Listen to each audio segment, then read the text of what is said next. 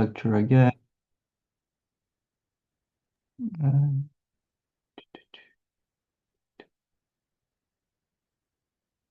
Okay. Um, Now, to go over when it comes to unifying theme, um, there definitely is a unifying theme to all four of the Gospels. 이제 우리가 통합적인 주제를 보면 확실히 이 사복음서에는 이제 통합적인 주제가 나옵니다.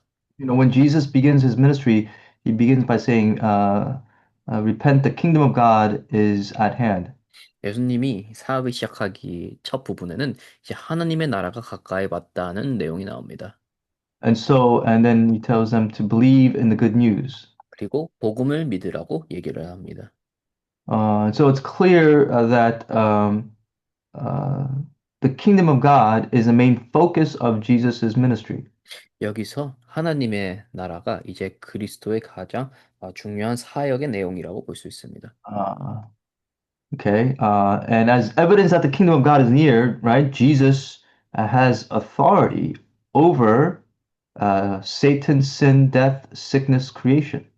그리고 예수님 이제 하나님 나라가 가까워졌다는 것을 증거하기 위해 이제 예수님은 사탄과 죄, 죽음과 질병, 그리고 피조물에 대한 권세를 이제 가지신 것을 보여주십니다.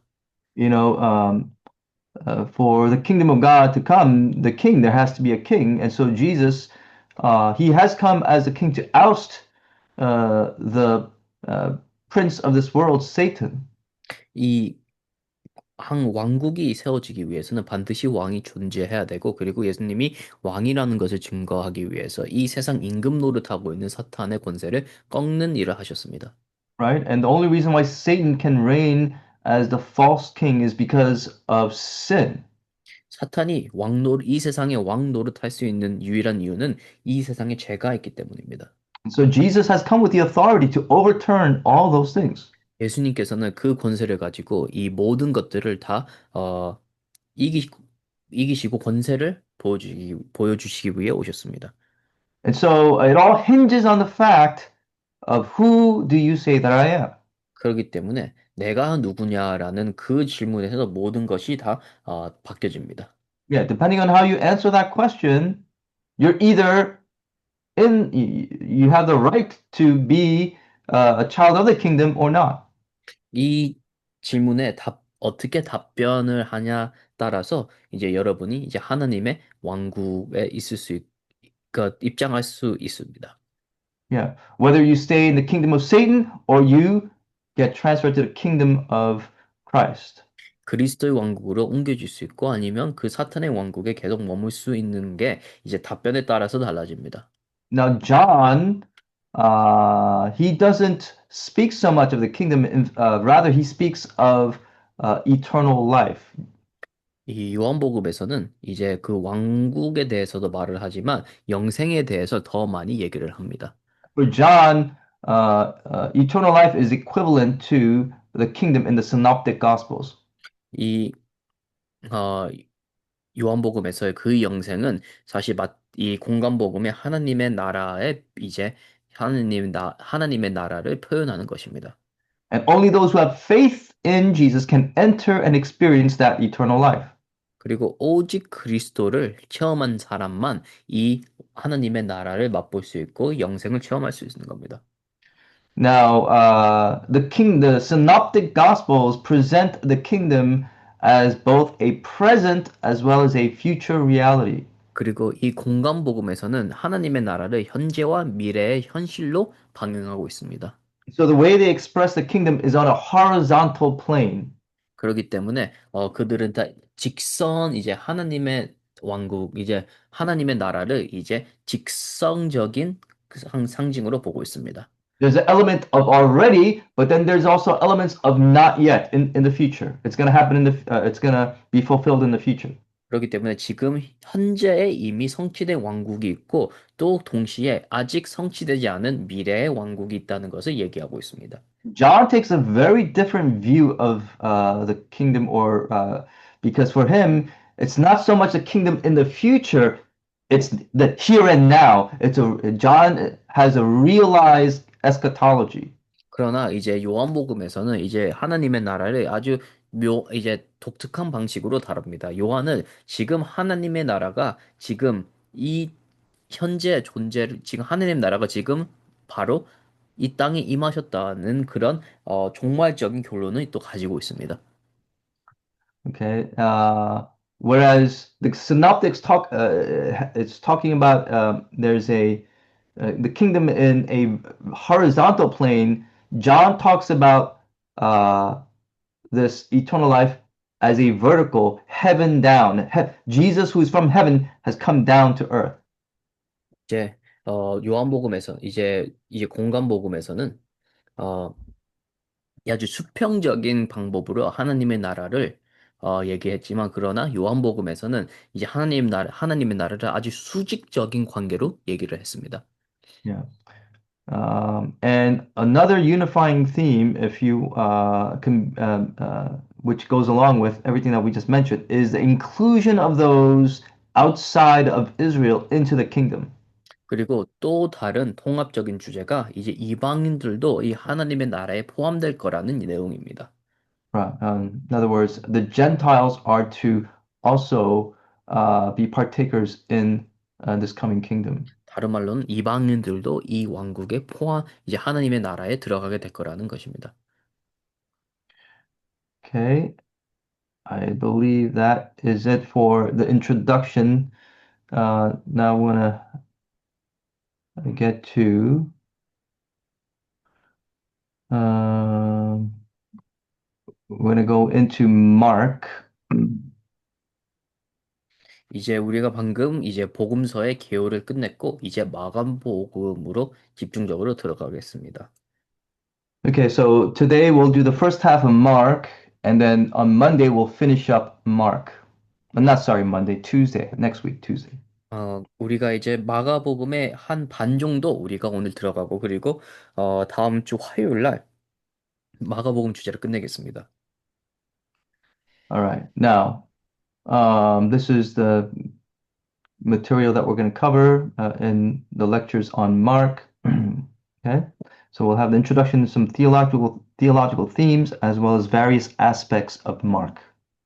이제 우리가 이제 마가복음을 우리가 이제 공부할 때 이제 많은 부분들을 다루겠습니다. 신학적인 부분을 다루고 이제 다른 다양한 부분으로 볼 수 있을 겁니다. Now, something that a lot of gospel scholars, the term that they use in describing the gospels is they speak of the gospels as portraits of Jesus. PB, I think you have not yet shared the proper file in the share screen. I'm still seeing the overview, the previous. Oh, okay. Hold on a second. What happened?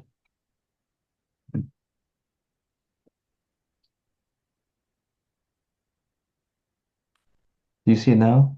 Uh, yes. Okay, so let me just backtrack then. So we're starting Mark. This is the table of contents for Mark, what we're going to cover. Okay.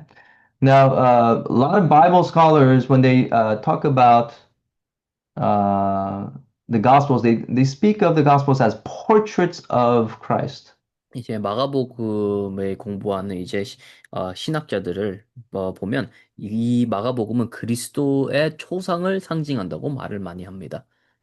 So I covered this in my first lecture on Tuesday, but the Gospels is not history in the traditional sense of the word. 제가 화요일 날 잠시 말했다시피 특히 이 공간복음이나 이 사복음서는 정통적인 의미의 역사서가 아닙니다. For example, you would think that if you're writing a historical account of someone or something, you would do it chronologically. 예를 들어서 여러분이 이제 역사책을 보거나 역사의 내용을 보면 이제 연대 순서로 이제 보기를 원할 거고 그렇게 예상을 할 겁니다. Well, yeah, overall, it is chronological overall. However, not strictly. Not everything this happened and then this happened later in time. That's not the way the Gospels is written. 이 사복음서도 전체적으로는 이제 연대 순으로 돼 있지만 꼭 특정하게만 꼭 그렇게만 배열돼 있지 않습니다.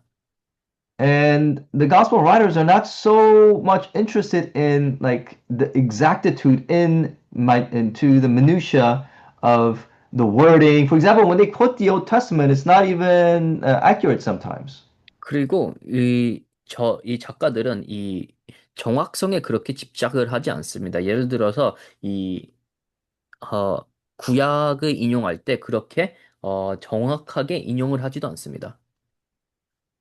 So for them, the you know the way that modern historians approach history, they're very interested in the details and making sure everything is word for word exact. Of course, there's no such thing. It's impossible because you're dealing with human beings and human beings writing history, but at least they try to. But the gospel writers don't even try to say, "Oh, I'm trying to make a very accurate historical account of Jesus." That's not what they're trying to do. 이제 현대 이제 역사학자들은 이제 최대한 이제 정확하게 이제 한 단어 한 단어 이제 조심스럽게 다 이제 정확하게 다루려고 하지만 우선 사람의 말로 되어진 거기 때문에 그게 불가능하면서 그리고 또 이 사복음서의 저작가들은 이제 그거에 초점을 두지 않았습니다. As I said in the first lecture, they have a certain agenda. That's their primary driving force, motivation for writing the Gospels. 그런 제가 저번에 말했다시피 이 모든 사복음서에서는 특정한 의제가 주어졌습니다. Okay, so it's also not a biography either. 그리고 또 이거는 성경은 또, 사복음서는 또한 전기가 아닙니다. Um, they most likely, because there were in circulation the sayings of Jesus orally that they received, um, and there were also other writings of Jesus in circulation. So they used those extant materials that was already in existence. 이미 기존에 존재했던 이제 자료들을 동일하게 사용을 했습니다. But they were selective in what they decided to include in there. 그러나 그 수록 내용에는 되게 선택적임을 보여줍니다. And so what they arranged, the final arrangement of their gospel was according to their emphasis and their interpretation. 그리고 그들의 강조점과 해석에 따라 이 자기들의 이 성경의 내용이 배열되었습니다. In other words, they wanted to convey the Jesus that they wanted to convey. 그들이 전달하고자 했던 것은 이제 그리스도를 자기들의 이제 시점으로 초상화를 그리는 거였습니다. What they felt was important. 그들이 생각하기에 중요했던 그 부분들을 적는 거였습니다. Yeah. Okay. Now, the gospel canon, meaning when were the gospels included in the New Testament canon? It took place around the mid second century 이제 AD. 이 복음서는 이제 어떻게 이 정경에 포함되어 있냐라는 질문에서는 2세기 중반에 복음서가 정경으로 편성되었습니다. If we assume that Mark was written first and Mark was written sometime between 65 and 75 AD, right? Then it took another, 50 plus years for Mark and the rest of the three Gospels to be included in the New Testament canon. 이제 마가복음이 처음에 적혀졌고 이게 한 65년 아니면 75년 연도에 이게 작성됐고 한 적어도 50년 플러스 지나고 나서 이 사복음서들이 이제 정경의 편성을 얻었습니다. Only around the mid second century AD did they start to consider the four Gospels as part of as worthy to be included in the New Testament canon. And the apologist Justin Martyr, he refers to it as the memoirs of the apostles. 어, 이 2세기 중반쯤에 가서 이 사복음서가 이제 정경으로 판정을 받았고 이제 병준가 저스틴 마르라는 사람이 이것은 사도들의 해고록이라고 적었습니다. Because the Gospels are first in the New Testament, most people think, I don't know, maybe they'll just assume that the Gospels were written first. But in fact, no. Paul's letters, the Pauline epistles, were the earliest New Testament writings. The Gospels came afterwards.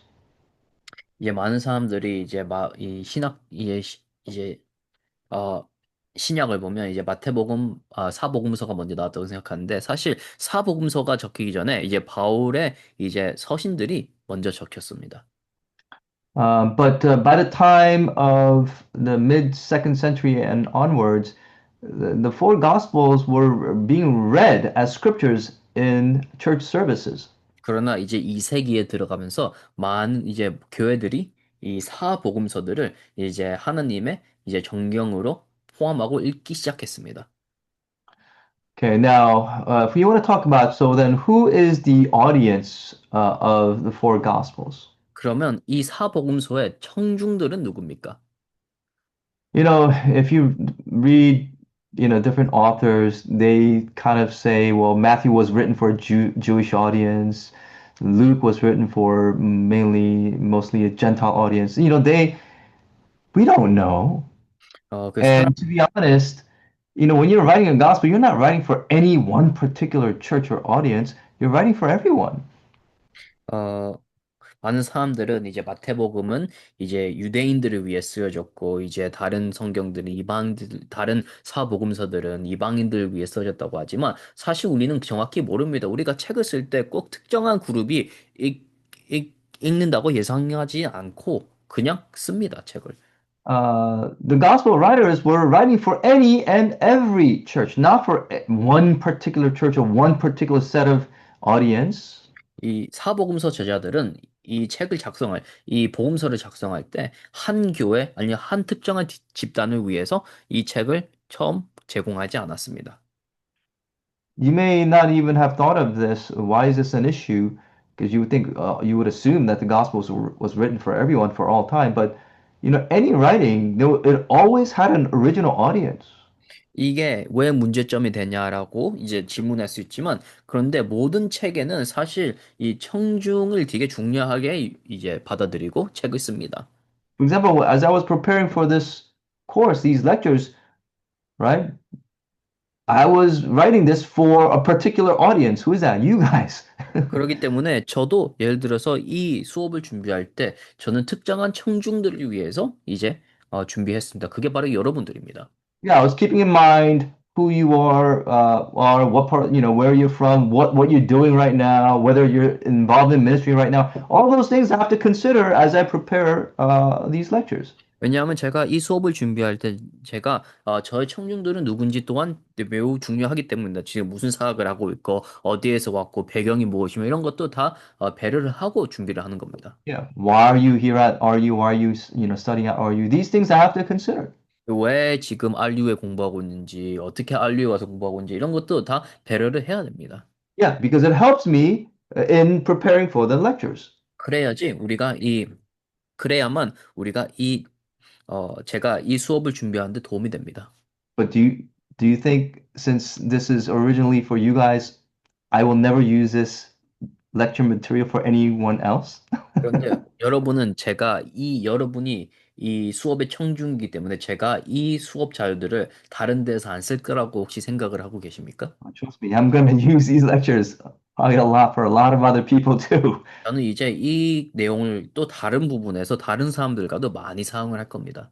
In fact, even as I was thinking about you guys preparing for initially for, of course, RU, I'm thinking about the members of my church as well as I was preparing for these lectures. 저도 사실 저도 이 수업을 여러분들 위해서 처음 준비했지만 준비하면서 우리 교인들을 생각하면서도 또 준비했습니다. Yeah. But anyway, the point is there probably was an original audience that the original gospel writers were thinking about. However, ultimately, it was an open category. It was intended for everyone, for the church at large. 이 사복음서 저자들이 처음 이 책들을 쓸 때 이 기존 청중들에 대해서 생각을 했겠지만 그러나 끝내 이 대중들을 위해서 쓴 거였습니다. It used to be, in the past that scholars, they were trying to pinpoint who were these gospel these gospels intended for. They're trying to narrow down the specific community or the set of communities. 어, 처음 학자들이 이 성경을 공부할 때 도대체 이 책의 관중들은 누군가라고 이제 특정한 그런 카테고리를 만들려고 했습니다. But today, even now scholars, for the most part, they no longer hold that view. They kind of agree, it's almost impossible to narrow down who the original intended audience was. 그러나 이제는 학자들이 사실 그 방향을 거의 포기한 상태로 이제 보고 있습니다. 이 특정한 청중을 찾기에는 거의 불가능하다고 보기 때문입니다. And in fact, it wasn't probably for any one audience, it was for everyone. 그리고 사실 이 책이 처음 만들어진 이유가 이 한 특정한 청중을 위해 만들어지지 않았다고 이제 봅니다. If the setting does who the Gospels were thinking, the writers were thinking about who they were initially trying to write to, that does help us when it comes to, understanding, reading and understanding the Gospels. 이제 예를 들어서 우리 이 사복음서의 청중들을 우리가 알 수 있으면 이 내용들의 이유들을 조금 더 잘 알 수는 있겠죠. So, if we can, figure that out, it will be helpful. However, it makes little impact on the message of the content of what they wrote about. 그러나 메시지와 내용 자체의 차이점은 거의 없다고 봅니다. You don't need to know who they were writing to understand what the gospel writers are saying. 이 사복음서의 이제 기존 간증들을 우리가 사실 알 필요는 없습니다. Yeah. Okay. I'll just end it there. Now, there are only two ways to know who the authors of the Gospels are. 그런데 이제 우리가 이 사복음서의 저작가들을 알 수 있는 두 가지 방법이 있습니다. Uh, sorry. The one is the external evidence. 첫 번째는 외부 증거입니다. Um, I said this in the first lecture, but we don't know for certain, right? If the names written on the Gospels, if they were the actual authors or even who they are. 우리는 명백하게 이 사복음서들의 저작가를 알 수 없습니다. 그저 이 사람들의 이름이 있다고 이 사람들이 같은 인물인지 아니면 아예 다른 인물인지도 모릅니다.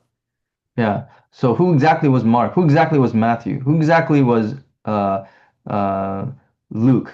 So apart from John, John we're pretty certain about. It had to be the Apostle John, but the other three we're not 100% sure. 이제 요한복음 빼고 이제 요한이 저작가라는 것은 뒤가 확실하게 나와 있지만 그 공간복음에서는 이제 마태가 도대체 어느 마태이며 누가와 또 마가가 또 도대체 누구인지 정확하게 나와 있지는 Even, 정확하게 나오지 않습니다. even when it comes to the Gospel of John, there's some scholars who say John didn't write it. 심지어 요한복음에서도 몇몇 학자들은 이거 요한복음은 요한이 쓰지 않았다고 말을 합니다. If you follow their line of argument, it kind of makes sense too, because nowhere in John does he reveal, I am the Apostle John, the one of the 12 disciples of Jesus. It's not there. He doesn't say it. 그리고 이제 그 사람들의 그 학자들의 이유를 들면 또 말이 되는 부분도 있습니다. 명확하게 요한이 나는 예수님의 12제자 중에 한 명이 요한이다라고 이렇게 명백하게 또 자기가 그 제자라고 말을 하지 않습니다. And so the external evidence is what we mean by that is the tradition from the church, from church fathers and church history. 그래서 이제 우리가 외부의 증거는 이제 풍부한 정통에서 볼 수 있습니다. 특히 이제 초대교회와 초대교회 교부들에 대해서 이제 우리가 볼 때 좀 알 수는 있습니다. Also by non-believers when they refer to the Gospels or the writing of the Gospels. There are some authors who are even non-believers that we can cite as evidence as to who wrote the Gospels. 심지어 이제 불신자들도 이제 공부를 하면서 이제 우리가 이제 불신자들의 이제 그 불신자들을 통해서도 이제 우리가 이 저작가를 알 수가 또 있습니다. You know, Jewish authors, Roman, you know, there are many external sources that mention or cite the four Gospels. 이제 심지어 이제 유대 학자라든지 아니면 로마 학자라든지 그 시대 그 사람들이 책을 쓸 때 이제 외부 증거가 이제 그 사람들 책에서 이제 이 책은 이 사복음서 누가 썼다는 또 말도 있기 때문에 이제 그 사람들이 한 증거가 될 수 있습니다. Now, the internal evidence is the text of the Gospel itself. 이제 또 두 번째 내부 증거입니다. 내부 증거에서는 이제 본문 자체가 증거가 될 수 있습니다. But even when it comes to the careful reading of the text, it's difficult to decide the implications of what it's actually saying and try to find in figuring out who wrote it and when it was written and why it was written. 이제 본문 자체에서도 찾을 수 있지만 그러나 그럼에도 불구하고 배경과 저자성에 대한 함의를 판단하기는 아직 어렵습니다. So the best we could do is make inferences. There's no direct, evidence, even in the Gospels itself. 그렇기 때문에 우리가 할 수 있는 거는 그저 추론을 사용하는 겁니다. 왜냐하면 성경에서는 명백하게 나와 있지 않기 때문입니다. So I'll just give you, for example, in John, he says in several places why he wrote it. That's clear. But to go by, this is a disciple who is bearing witness about these things, right? In John 21, 24.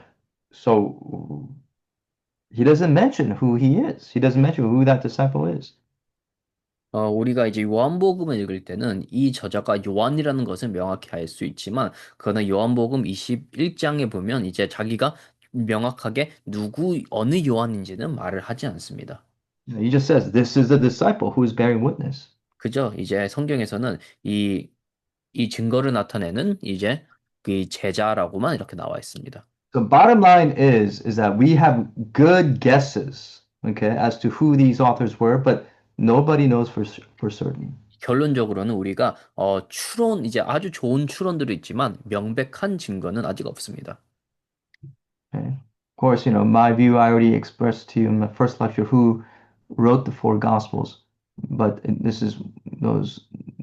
But if you want to look at it from a scholarly point of view, yeah, there is no conclusive evidence that the apostle John wrote John, or even Luke. If it's the same Luke that's mentioned, uh, is it that same Luke or is it another Luke? We don't know. 저는 이제 첫 강의에 이제 저의 의견, 이제 저자들의 의견을 줬지만, 그러나 여러분이 조금 더 공부하고 싶으면 이제 다른 학자들의 의견들을 보면 이제 이게 이제 아주 명백한 증거가 없다는 것을 알 수 있을 겁니다. Now, as far as Mark, as we're covering Mark right now, there are two views. There's a traditional view that it was John Mark who wrote the Gospel of Mark. 이제 예를 들어서 이제 우리가 지금 현재 마가복음을 공부하고 있는데 이제 두 가지 견해가 있습니다. 첫 번째는 이제 요한 마가가 이제 이 책을 적었다고 정통적인 견해가 있습니다. And the external evidence for this is Papias, early second century, Irenaeus, late second century. 그리고 이게 외부적인 증거가 바로 파피아스 2세기 그리고 아레네우스 2세기 후반의 그 인물들이 말을 하고 있습니다. Yeah, they refer to John Mark as being the author of the Gospel of Mark. 이제 파피아스와 아레누스의 이제 부교들이 이제 교부들이 이 요한 마가가 이 성경을 적었다고 정통적으로 말을 하고 있습니다. And who is John Mark? He was a companion and an interpreter of Peter. 그리고 요한 마가는 베드로의 동행자이자 또 통역자였습니다. He followed Peter around in his ministries and he heard him preach. He heard, of course, Peter in his preaching. What is he going to say? Both in private as well as in public. He's going to talk about the life and the events that he saw and experienced while he was with Jesus, right? So that's where he got the source from to write the Gospel of Mark. 당연히 이제 베드로를 따라다니면서 이제 베드로가 이제 대중적으로나 아니면 개인적으로 반드시 이 그리스도의 삶과 이 그리스도의 이 이야기를 반드시 했을 거면 이제 그것을 토대로 이 성경을 쓴 겁니다. Now, there's some people who say we don't know. It's written by someone, an unknown Christian author, around 65 to 70 CE. 그리고 또 두 번째 견해는 이제 아마도 이 다른 좀 몇몇 학자들에 비해서 아무도 모르는 그냥 익명일 거라고 알려져 있습니다. 아마도 이제 65년에서 70년 사이에 어느 알지 못하는 학자가 적었을 거라고 많이 또 생각을 하고 있습니다.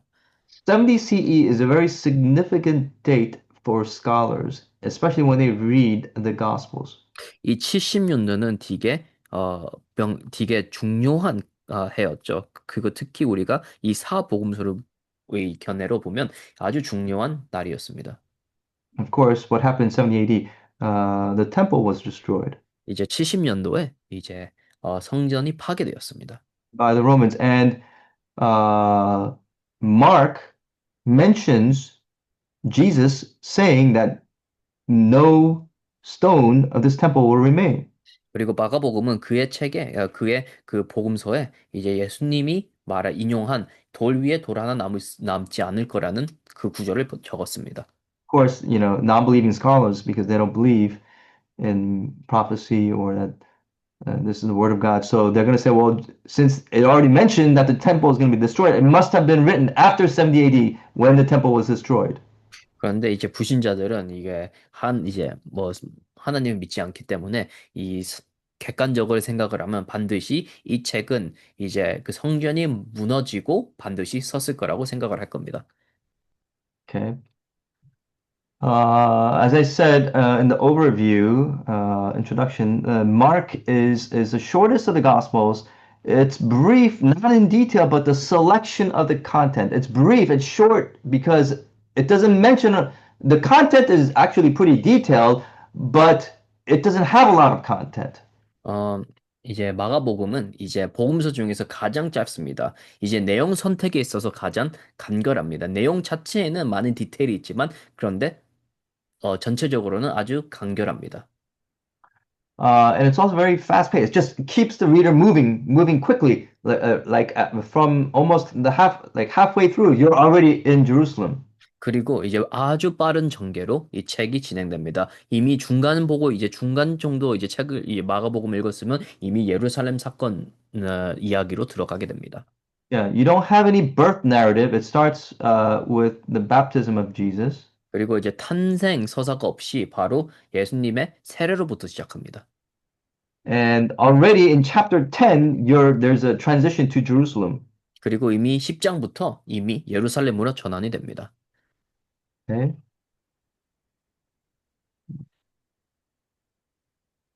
Now the structure, this is my personal outline of Mark. You can divide it into two parts. One is Jesus, his ministry prior to Peter's confession, and what happens. And of course, from chapters 10 to 16 is Jesus in Jerusalem, the final week. 이제 이 마가복음의 이제 구조는 이제 제가 개인적으로 이거를 두 부분으로 나눴지만 첫 번째는 이제 고백 전의 사역이고 그리고 그 다음에는 그리스도의 순환서사입니다. Okay. Now, what are some theological themes of Mark? 그러면 마가복음의 신학적 주제는 무엇일까요? One of the things that stood out to me as I was reading Mark again was just how many times Mark emphasizes Jesus's authority. 이제 마가복음은 제가 읽으면서 이제 가장 특징적으로 많이 나왔던 부분이 이제 그리스도 예수님의 권위였습니다. Right. Uh,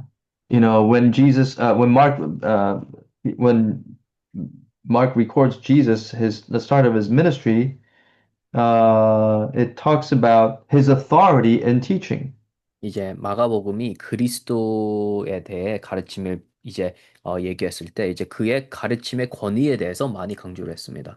And Mark 1:22 it says, and they were astonished at his teaching, for he taught them as one who had authority and not as the scribes. 마가복음 1장 22절을 보면 못 사람이 그의 교훈을 논라니 이는 그가 가르치시는 것이 권위 있는 자와 같고 서기관들과 같이 아니함이라 라고 되어 있습니다. Also, as you know, he had authority over demons, demonic powers, 그리고 또 이제 예수님은 이제 이 사탄에 의해 이제 귀신의 이제 사탄에 대한 권위가 또 있었습니다. authority over sin. 죄를 위한 죄에 대한 권위가 또 있었습니다. Jesus was greater than the Sabbath. 그리고 안식일보다 위대한 권위가 있었습니다. Right? He had authority over even creation, the calming of the storm. 그리고 창조의 권위가 있었습니다. 마치 태풍을 잠재우는 그런 현상을 볼 수 있었죠. And he had authority over death, 그리고 죽음의 권위 또한 가지고 있었습니다. raising of, I believe, Jairus' daughter. 이제 자리아스의 이제 딸을 살리는 그런 사건을 또 볼 수 있었습니다. Okay. Now, all four of the Gospels, there are many titles for Jesus 이 mentioned. 사복음서에도 마찬가지지만 예수님의 칭호가 마가복음에도 있습니다. So, since this is the first of the Gospels that we're covering, I thought it's a good place to talk about some of the titles used for Jesus. 그렇기 때문에 이제 우리가 처음 공부하는 마가복음이기 때문에 좀 그리스도의 칭호에 대해서 좀 배우겠습니다. And this is going to be repeated, of course, in all the other Gospels. So, I'll just 그리고, mention it here. 그리고 이 칭호들은 다른 사복음서에도 계속 언급되는 주제입니다. The first, probably the most widely used designation that Jesus uses for himself when he talks about himself is the Son of Man. 이제 예수님이 스스로 자기를 칭할 때 가장 많이 쓴 칭호가 바로 인자입니다. Um, it was never used by anyone else. Jesus used it when referring it to himself. 그 다른 누구도 이 칭호를 사용하지 않았고 오직 예수님만 그 칭호를 자기를 위해 사용했습니다. Now, the church fathers, okay, even probably today, when people hear the title Son of Man, they think, oh, it's talking about the humanity of Christ. Actually, that's erroneous. Even the church fathers, they erroneously understood it to mean Christ's humanity. 그러나 이제 심지어 교회 교부들도 이를 이제 그리스도의 인성으로만 인성으로만 사용됐다고만 오해를 합니다. You could be actually, you can't be more far from the truth. 그런데 사실 그렇지 않습니다. Yeah. Most likely, the title Son of Man is taken from Daniel chapter 7, verses 13 to 14. 이제 이 인자라는 부분은 다니엘서 7장 13절에서 14절에 유래되었습니다. Referring to an apocalyptic figure who has great, has great authority uh, and power. 이거는 이제 종말적인 한 특정한 인물에 대해서 얘기를 하고 있습니다. 권세를 가지고 있는 특정한 인물에 대해서 얘기하는 게 바로 인자입니다. Um, and so it talks about how um, Daniel sees a vision of one who is in the cloud of heaven, one like a son of man, and he came to the Ancient of Days, and he was presented before him. 우리가 다니엘 7장 13절에서 14절을 보면 내가 또한 밤 환상 중에 보니 인자 같은 이가 하늘 구름을 타고 와서 옛적부터 항상 계신 이에게 나아가 그 앞으로 인도하매라고 적혀 있습니다. And in verse 14, it says, And to him was given dominion and glory and a kingdom, 그리고 that all peoples, nations, and languages should serve him. 14절에 보면 그에게 권세와 영광과 나라를 주고 모든 백성과 나라들과 다른 언어를 말하는 모든 자들이 그를 섬기게 하였으니 라고 되어 So it's 있습니다. clear that it's not talking about the humanity of Christ. It's actually the opposite.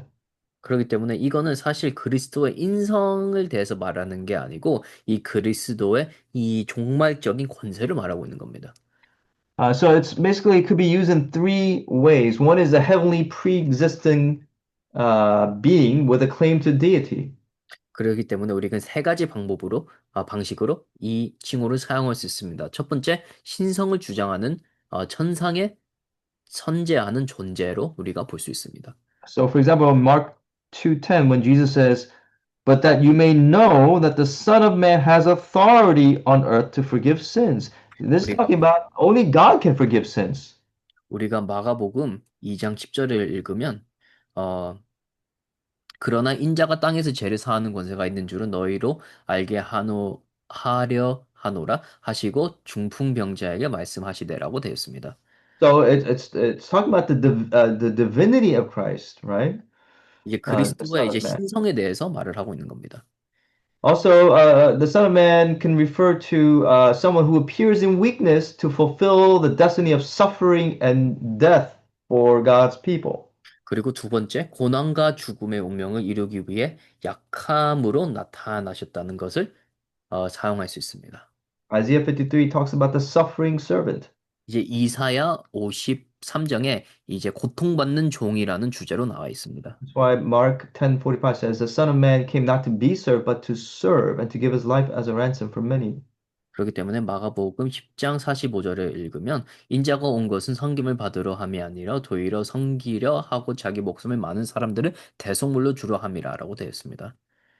And it also could refer to an apocalyptic figure who will come to inaugurate the kingdom. 그리고 세 번째, 이제 하나님의 왕국을 시작하기 위해 오실 묵시적 인물로 나타납니다. Um, um, we read that passage in Daniel, but going along with that, in Mark 13:26, it says, "And then they will see the Son of Man coming in clouds with great power and glory." 그리고 우리가 마가복음 13장 26절을 보면 어, 그때에 인자가 구름을 타고 큰 권능과 영광으로 오는 것을 사람들이 보리라라고 되어 있습니다.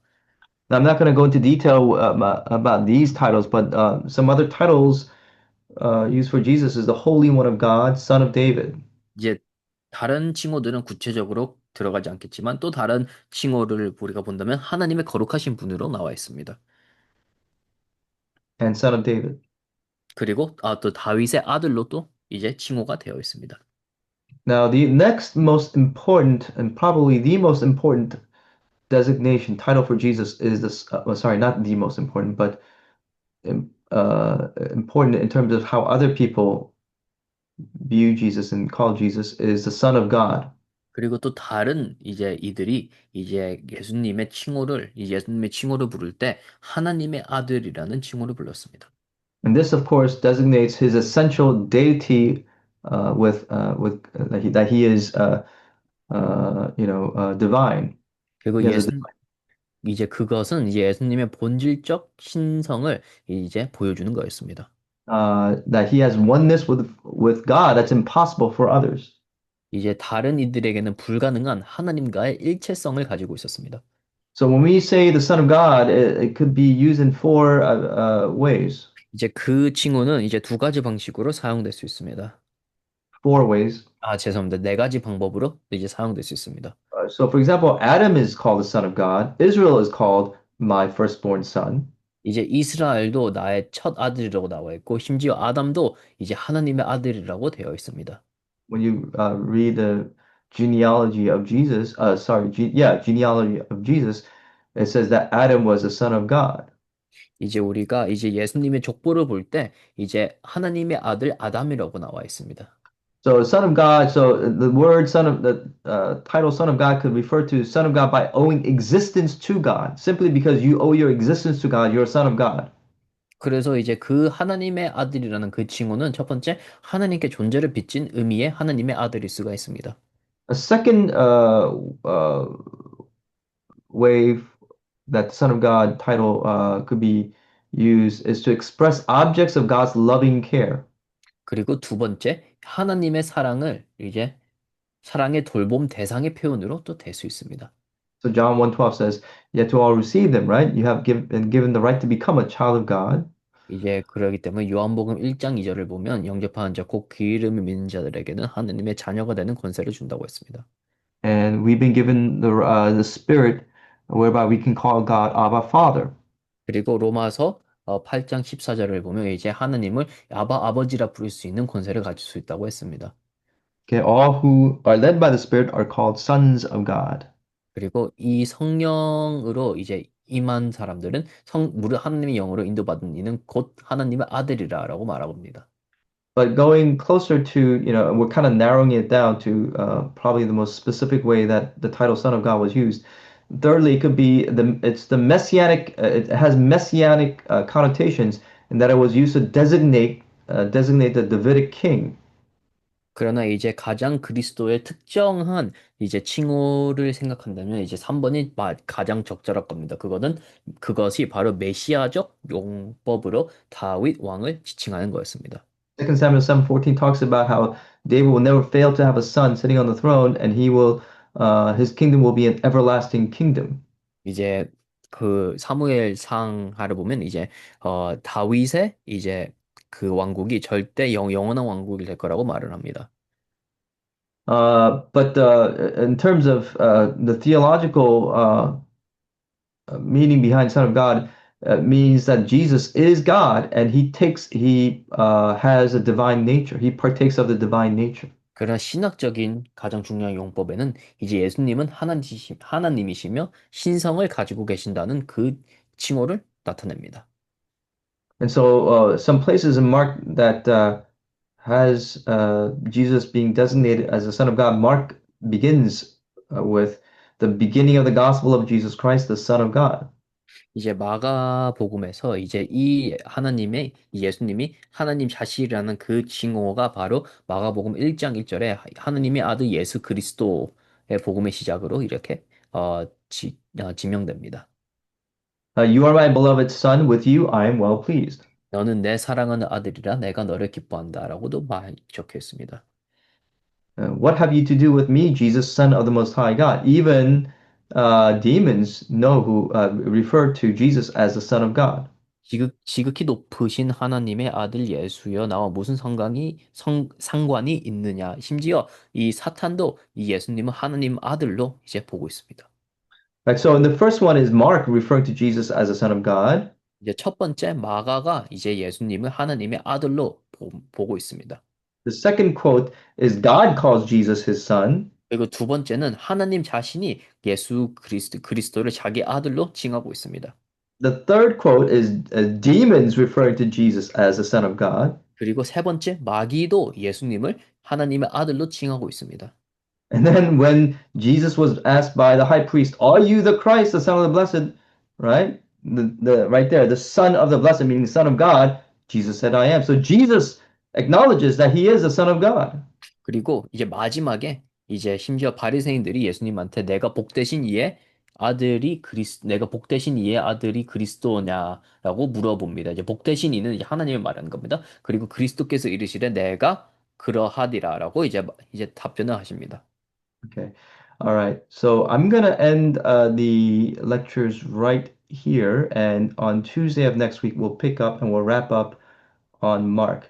What I want to use the last remaining few minutes is to go over the syllabus because not everybody was here on the first day. 이제 오늘 강의는 여기까지 마치면 이제 잠시 좀 남은 시간 우리 좀 실러버스를 잠시 좀 보겠습니다. 왜냐하면 저번에 저번 수업에 참여하지 못한 학생들이 좀 있기 때문에 다시 한번 짚고 넘어가겠습니다. How do I close out of this?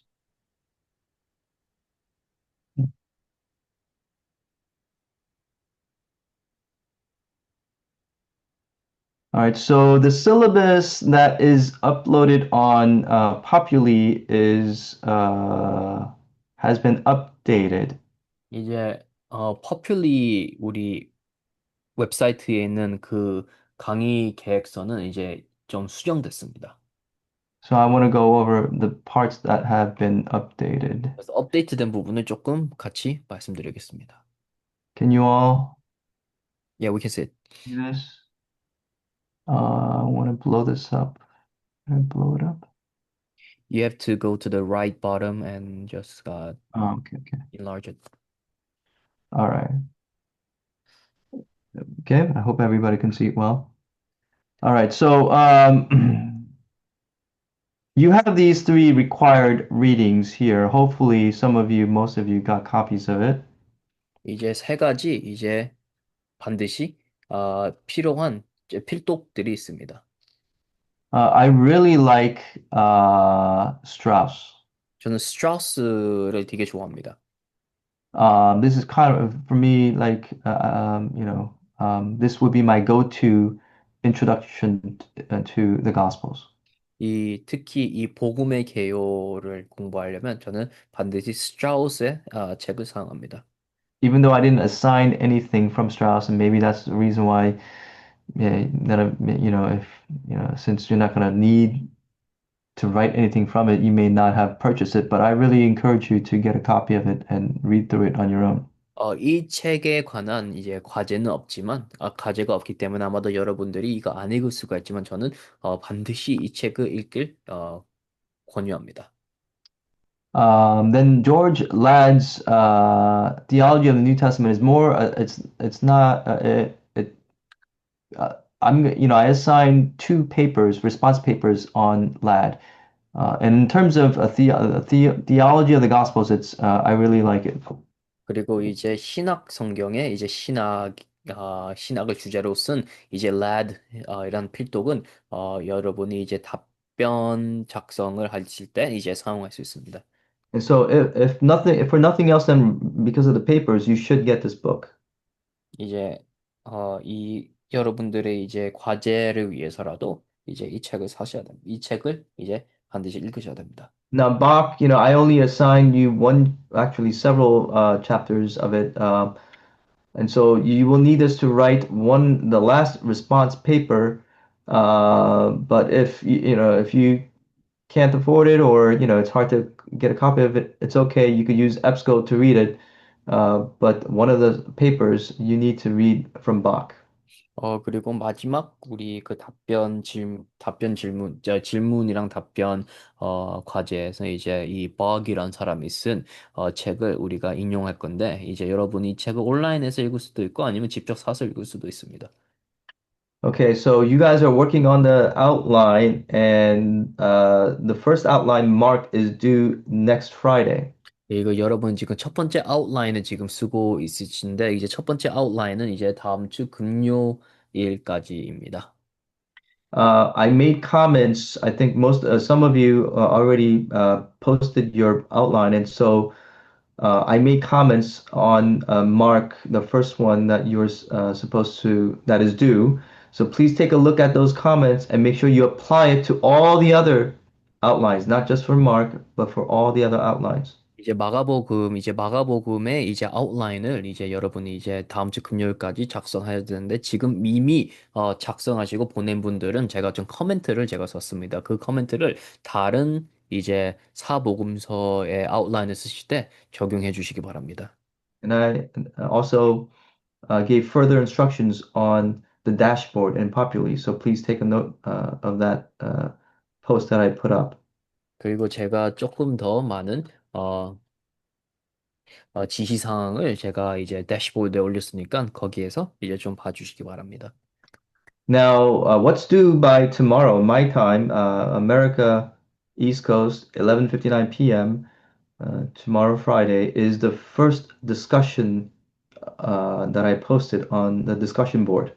그리고 이제 내일 금요일은 이제 우리 제가 올린 이제 토론 주제를 이제 제가 올렸습니다. 이제 거기에 이제 답변을 해 주시기 바랍니다. Um, when it comes to the discussion, uh, you need to you need to answer it with a minimum of 500 words.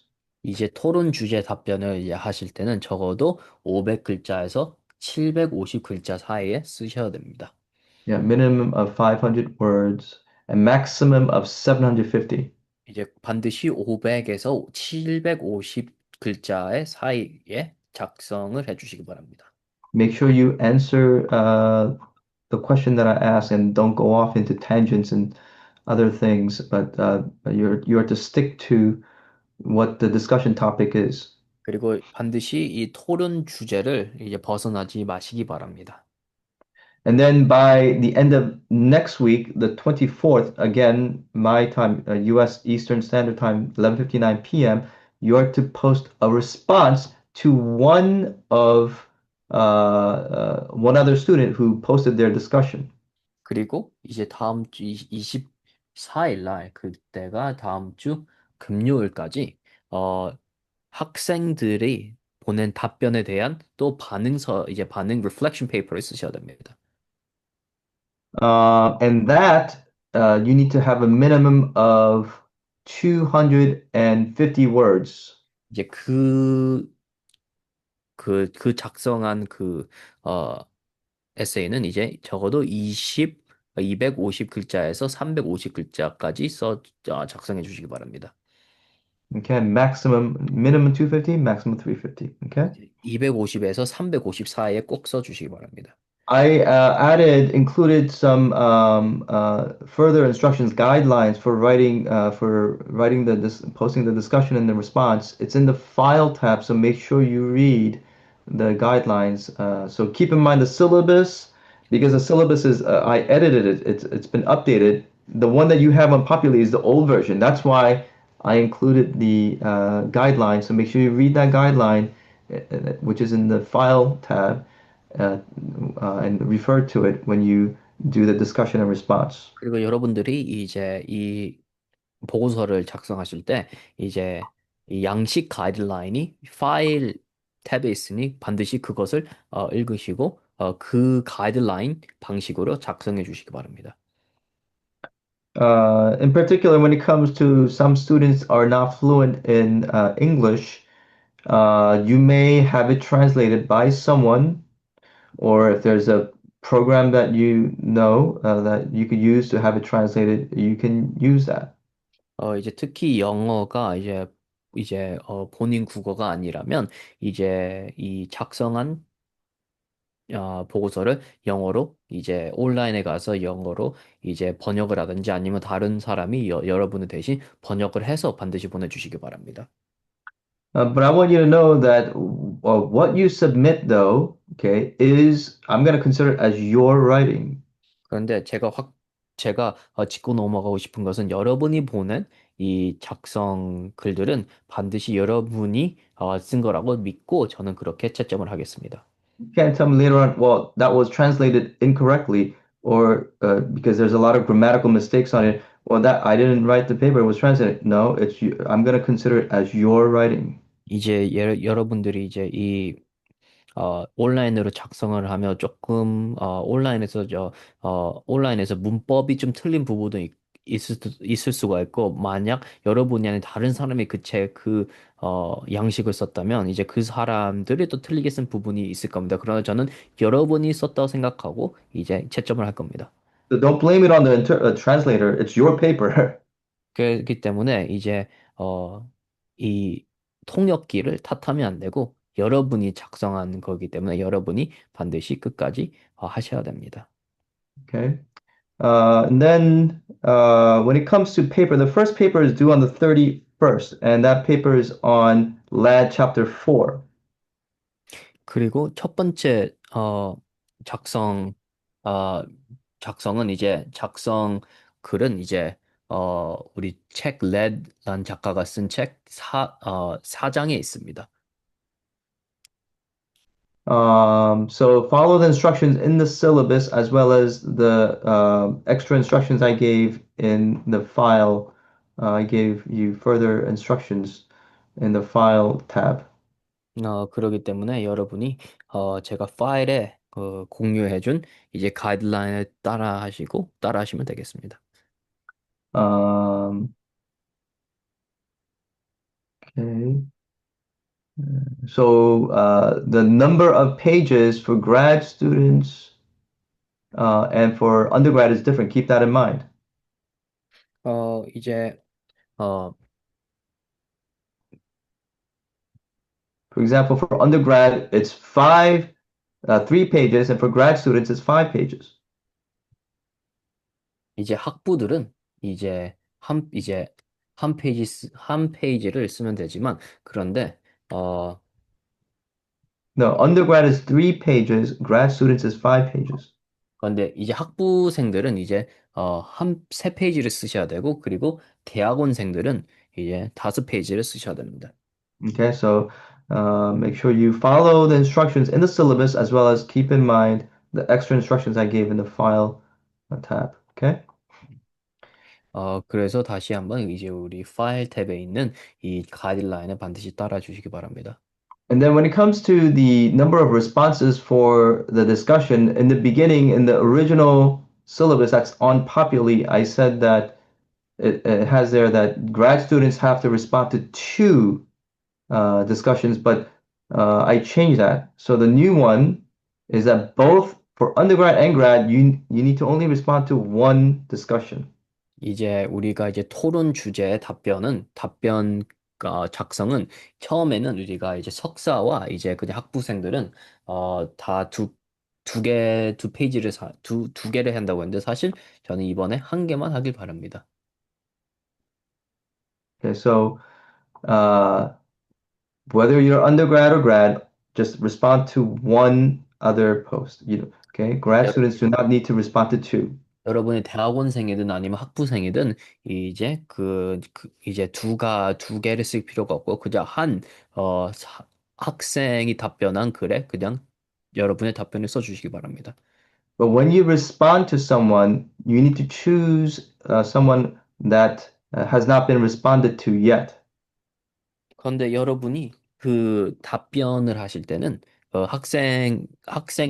학생이 말한 걸 답변하실 때는 그 이미 다른 학생이 답변한 사람을 고르면 안 됩니다.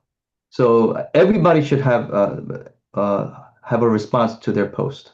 그렇기 때문에 다 일일이 각각 다 답변이 있어야 됩니다. 답변이 있어야 됩니다. Okay. I'm gonna pray. And then if anybody has any questions, you can stay afterwards, and I'll be here for any questions that you may have. Okay. 기도하고 이제 질문 있으시면 이제 질문해 주시기 바랍니다. The recording will end, I guess, after I pray. Father God, thank you so much. May you continue to teach us more about the Gospels through this course. May your Holy Spirit, Lord, the same Spirit that worked in the four Gospel writers, may that same Spirit, Lord, lead and guide us so that we would understand what it is that you want us to know through the four Gospels. In Jesus' name we pray. Amen.